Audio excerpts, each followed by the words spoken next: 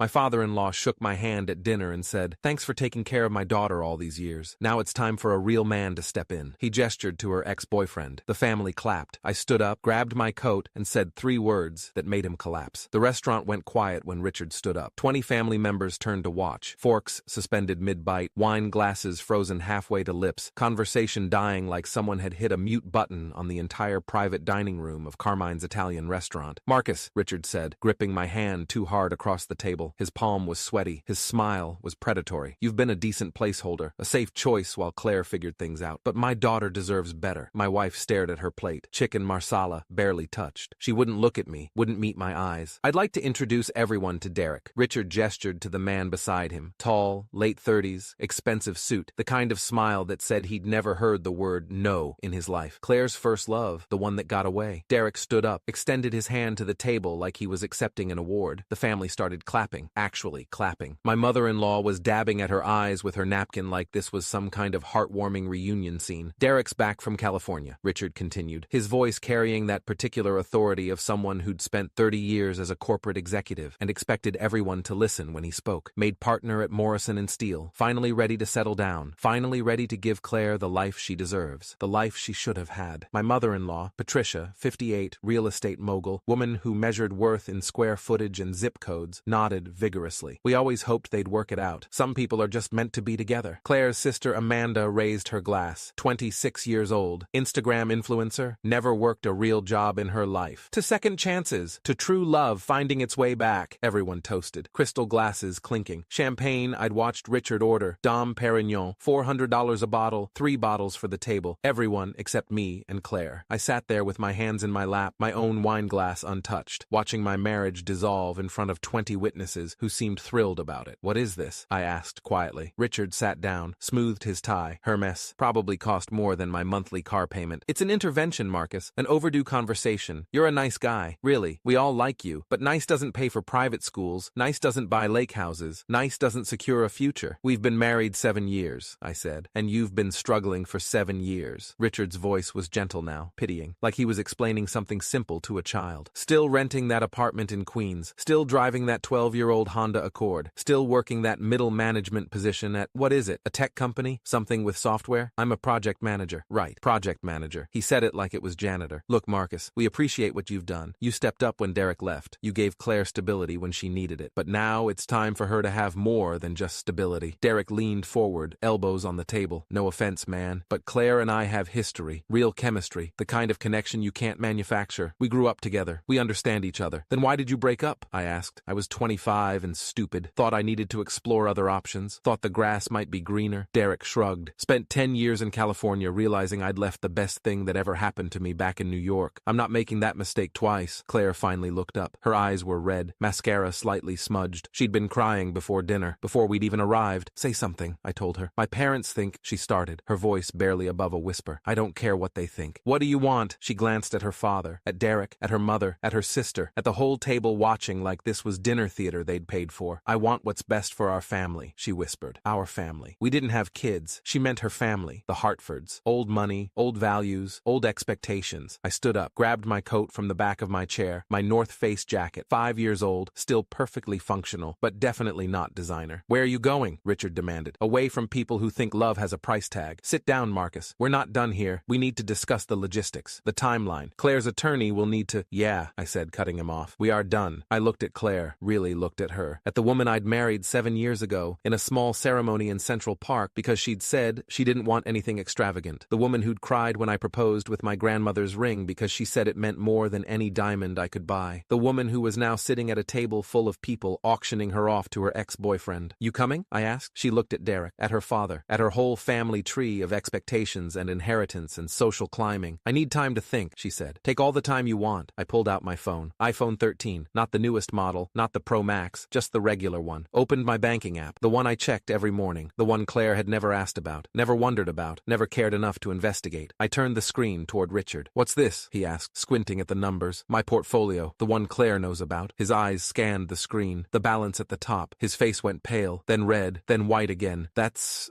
over $2 million. The table went completely silent. You could hear the kitchen staff clanking dishes 2 rooms away. 2.4 million, actually, I said. As of market close today, cryptocurrency Cryptocurrency. Early investments. I bought Bitcoin in 2011 when it was $8, Ethereum in 2016 at $12, sold some at the peaks, held the rest, diversified into index funds and real estate investment trusts. Derek's smirk vanished, actually disappeared from his face like someone had erased it with Photoshop. The Honda Accord, I continued. Paid cash. Bought it off the lot for $28,000 in 2014. Could have bought a Tesla, a BMW, a Mercedes. Didn't need to prove anything. It gets me from point A to point B. That's all a car needs to do. I scrolled down on my phone, showed them the real estate holdings, the rental properties, the commercial investment. The rental apartment in Queens, month-to-month lease because I've been shopping for the right property to buy. Found one last week, actually. 4 bedrooms, 3.5 baths. Lake George view. Closing on December 1st. Paid cash, no mortgage. Richard's face had gone from white to gray. Patricia was gripping her napkin so hard her knuckles were white. Amanda had her phone out, probably trying to verify what I was saying on Zillow or something. The middle management job? I smiled. It wasn't a nice smile. I'm Director of Engineering Operations at Cloudscale Technologies. I manage 43 people across 3 continents. My base salary is $280,000 a year, plus stock options currently valued at around $400,000, plus annual bonus that averaged $97,000 over the past 3 years. Claire's mother actually gasped, put her hand over her mouth like she was watching a horror movie. I kept it quiet because Claire asked me to. I looked at my wife. Remember? 2 years into our marriage, you said your family was judgmental, said they'd treat me differently if they knew about money, said they'd want things from us, said it was better if they just thought we were normal middle-class people struggling like everyone else. I paused. Let that sink in. Guess you were right about that. You've been lying to us? Richard sputtered. For 7 years? Pretending to be poor? No, you never asked. You assumed. I wore normal clothes, drove a normal car, lived in a normal apartment. You filled in the rest with your own prejudices. I pulled a manila folder from my coat pocket, set it on the table between the champagne glasses and the bread basket. What's that? Claire asked. Her voice was shaking now. Divorce papers, filed this morning at 9:47 a.m. with the New York County Supreme Court. Case number D, 2024-78943. Her face went white, whiter than her father's. I knew about tonight. Your sister warned me last week. Amanda went pale, dropped her phone. It clattered on the table. Amanda called me. I continued. Tuesday night, November 12th at 10:23 p.m. Told me the family was planning this dinner. Said I should prepare myself. Said she felt guilty but wanted to give me a heads up. I nodded at Amanda. Thanks for that, by the way. You knew? Claire whispered. You knew what was happening and you came anyway? Your family's been planning this for over a month. There's a group chat. Claire's Future, it's called. 17 members. Everyone at this table except me. I pulled out my phone again. Showed screenshots. Messages from Patricia. Derek's finally ready. This is Claire's chance. From Richard. We need to handle Marcus carefully. He seems attached. From Amanda. Should we tell him before the dinner or just ambush him? From Claire's cousin Jennifer. Ambush is cleaner. Rip the band-aid off. Screenshots are in the folder, I said, along with the divorce filing, the financial disclosures, and a few other interesting documents. I looked at Derek. He was frozen, like a statue. She knew too, by the way. Claire, she's been texting with Derek for 6 weeks, planning this, planning her exit strategy. That's not true, Claire started. I pulled out another page. Phone records from our family plan. Verizon Wireless. Account holder, Marcus Chen. 217 calls between Claire Hartford Chen and Derek Morrison. 1,743 text messages. I'm a director of engineering operations, I said. I know how to check records. I have administrator access to our phone plan. Have had it for 7 years. Derek stood up, chair scraping. This is just a misunderstanding, is it? I looked at him. Because Claire's been telling you she settled for me, that she wishes she could go back and choose differently, that she's been waiting for you to come back. That's all in the texts. Want me to read them aloud? I had the screenshots, printed them out, brought them in the folder, but I didn't need to show them. Claire's face told the whole story. The guilt, the shame, the realization that she'd been caught. How dare you spy on your own wife? Richard shouted, standing up now. His face was purple. How dare you violate her privacy like this? How dare you auction off your daughter like livestock? I said calmly. How dare you treat marriage like a business transaction? How dare you call me a placeholder to my face while eating at a restaurant I'm about to pay for? Richard grabbed his chest, his left arm, started breathing hard, short, rapid breaths. Dad? Claire reached for him. Dad, what's wrong? Someone call 911, Patricia said, her voice going shrill. Richard, sit down. Someone get him water. I picked up my folder, started walking toward the door. Wait, Claire called. Marcus, please. This isn't what it looks like. We can talk about this. We can work this out. I stopped at the door of the private dining room, turned back. It's exactly what it looks like, I said. You wanted a real man, someone with real money, someone who could give you the life your parents think you deserve, someone like Derek who made partner and drives a Range Rover and belongs to the right country club. I looked at the whole table, at Richard gasping, his face gray, Patricia calling for an ambulance, at Derek frozen like he'd just realized he'd stepped in something he couldn't scrape off, at Claire crying, mascara running down her face, at Amanda looking guilty, at 20 family members who'd just clapped for my replacement. Turn Turns out you had that all along, I said. You just didn't know it because you never bothered to ask, because you were too busy being ashamed of my Honda Accord and my North Face jacket and my normal apartment to actually talk to me about our finances, about our future, about anything real. I looked at Derek. He's all yours now. Hope partner salary at Morrison & Steele is enough. I looked it up. About $350,000 a year. Not bad. Almost what I make. But you'll have law school debt eating into that. Student loans, partnership buy-in. You'll be comfortable, upper middle class, maybe afford a nice house in Westchester if you're careful. We can fix this, Claire said, standing now, crying openly. I made a mistake. I'll tell them no. I'll tell Derek to leave. We can go to counseling. The papers are filed. My lawyer will contact you Monday. Jennifer Wu at Morrison Hayes. That's a different Morrison than your boyfriend, by the way. She's been my attorney for 6 years. Partner. 23 years experience in matrimony law. She's very good. You can't just leave me. I'm not leaving you. I opened the door. Behind me I could hear Richard gasping. Someone on the phone with 911. Claire sobbing. Derek saying something about calling his lawyer. The whole table erupting in chaos. I'm leaving all of you. I walked out of Carmine's into the cold November night. Got in my Honda Accord, the one Richard had mocked, the one that had 127,000 miles on it, and ran perfectly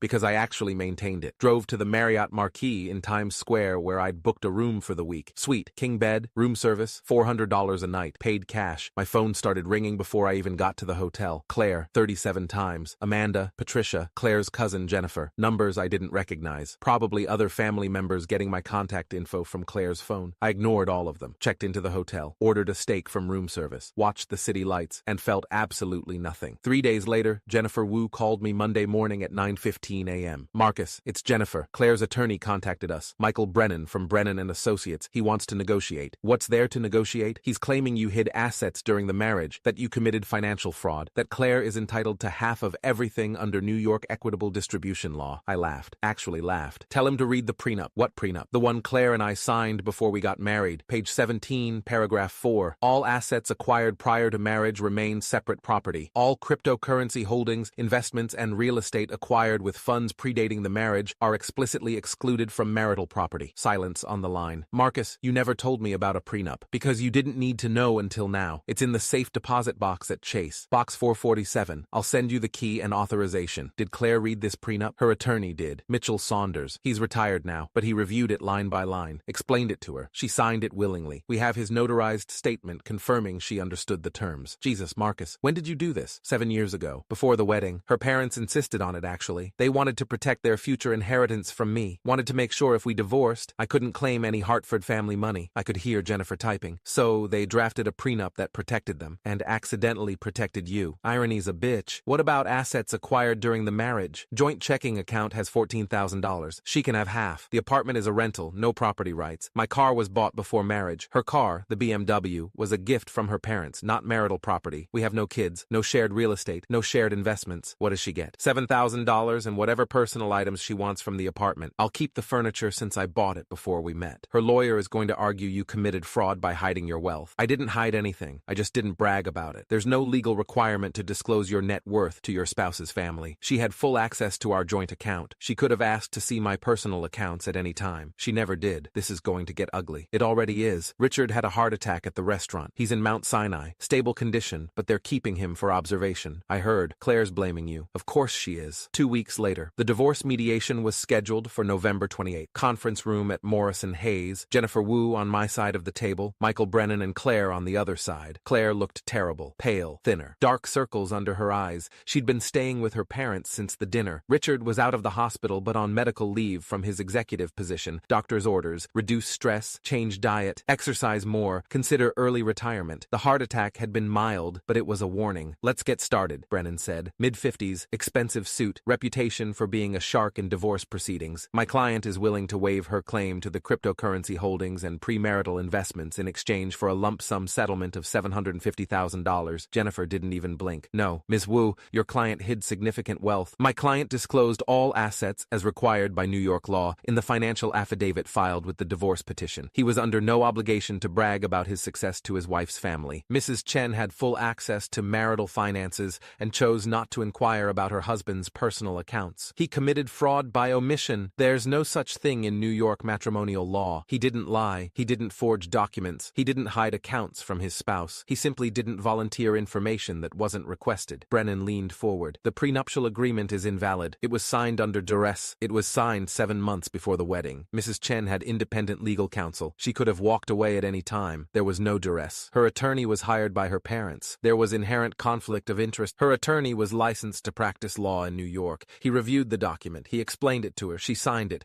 We have his sworn affidavit confirming she understood the terms. Judge Morrison already reviewed this last week and found the prenup valid and enforceable. Brennan's jaw tightened. He looked at Claire. She was crying, silent tears streaming down her face. Claire, I said quietly, why are you doing this? She looked up. You humiliated me. You humiliated my entire family. My father had a heart attack because of you. Your father had a heart attack because he has coronary artery disease and high blood pressure, and he got upset. I didn't cause that. His lifestyle and his genetics did. You stood there and showed everyone our private financial information. Your family was literally auctioning you off to your ex-boyfriend. You'd been planning this for weeks. You'd been texting Derek for 6 weeks. What was I supposed to do? Sit there and accept it? You could have talked to me privately. Would you have listened? Would you have chosen me over them? I leaned forward. Be honest, Claire. If I'd pulled you aside that night and asked you to leave with me, to tell your family no, to choose our marriage, would you have done it? She looked at her hands. Didn't answer. Couldn't answer. That's what I thought. The divorce was finalized on January 12th. Judge Patricia Morrison, no relation to Derek, ironically, reviewed the prenup, the financial disclosures, the evidence of Claire's affair with Derek, ruled that the prenup was valid, that the marriage was irretrievably broken, that Claire was entitled to $7,000 from the joint account